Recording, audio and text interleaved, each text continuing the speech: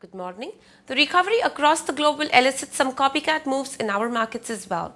Make sure that your portfolio is well aligned to take advantage of any up move. Expect a strong start and renewed buying in large cap counters. The Coal India IPO has been a great success so far as institutional investors have pushed overall subscription nearly 12 times and mostly at the upper end of the Rs 225 to 245 price band. Today is the last day of bidding for the retail and other non-institutional investors, including the HNIs, so make sure you do not miss the golden opportunity of owning a Maharatna in the making.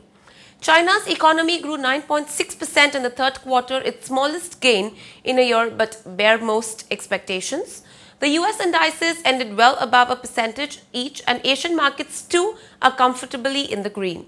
The Federal Reserve said that the economic growth continued at a sluggish pace over the past few weeks, but reported some bright spots in the manufacturing, travel, tourism and auto sales. Weakness persists in the housing market according to the Beige Book. The results to be announced today are ACC, Ambuja Cement, Sasken, TVS Motors, Alstom Pro, MRF and TCS. The dollar fell against the British pound, euro and Japanese yen. Oil added $2.28 to close at $81.77 a barrel, and gold futures for December delivery was up $8.20 at $1,344.20 an ounce. The CPM has asked the Manmohan Singh government to scrap deregulation in petrol pricing.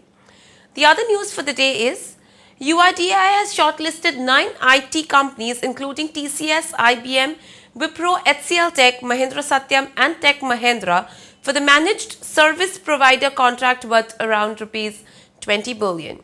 SBI has announced a token increase of 10 basis points in its base rate. L&T plans to achieve financial closure for the 121.3 billion rupees Hyderabad Metro Rail project by next March. SAIL seeks to rope in firms for power audit of 5 plants. L&T Finance awaiting SEBI nod for its IPO to raise Rs 15 billion. SR Oil is close to acquiring oil and gas exploration blocks in Africa. Tata Chemical has signed a share purchase agreement for acquiring a 100% stake in South African firm for $1.1 million.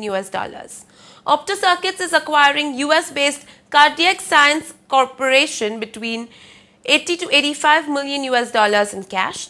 Wockhardt Hospital says it will invest up to Rs 7 billion to double its bed capacity to 2,000 by 2013. SEBI is set to unveil new rules on takeover of public listed firms based on recommendations on a committee headed by C. Achyutan. Government may make registration of drug brands mandatory. Iron ore exports falls most in September, down by 47%. Gems and jewellery exports grew by 45.8% to $18.91 billion in first half of this fiscal.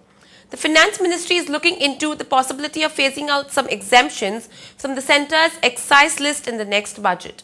Refinance for home loan issuers rises fourfold in first half of financial year 2011. Moving on to the recommendations, the technical calls are a buy on Ranbaxy Laboratories. We advise buying the stock above levels of Rs 588 for a target price of Rs 612 and a stop loss is to be placed at Rs 578. And a buy on Reliance Industries. We advise entering the stock above levels of Rs 1065 for a target price of Rs 1105 and a stop loss is to be placed at Rs 1045. The derivative strategies are long C October future in the range of Rs 280 to 282 for a target price of Rs 296 and a stop loss is to be placed at Rs 273, and long Hind Petro October future in the range of Rs 495 to Rs 497 for a target price of Rs 520 and a stop loss is to be placed at Rs 485. Thank you and have a great day ahead.